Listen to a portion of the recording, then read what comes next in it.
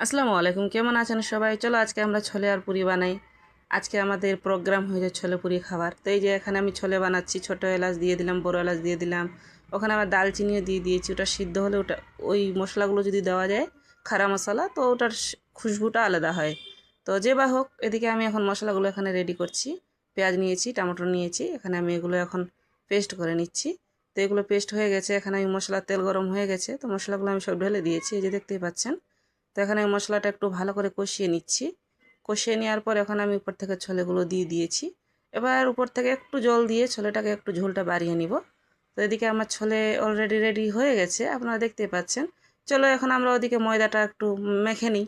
তো ময়দার মধ্যে আমি একটু লবণ দিলাম, একটু তেল দিলাম, একটু কালো জিরা দিলাম।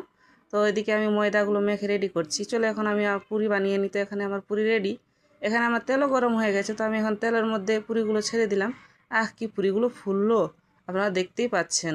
তো যে বা হোক, এদিকে আমার পুরি ফুলে গেছে। এখন আমি একটু খেতে যে, আমাকে খিদে পেয়েছে, কেমন লাগলো একটু কমেন্টে বলবেন প্লিজ।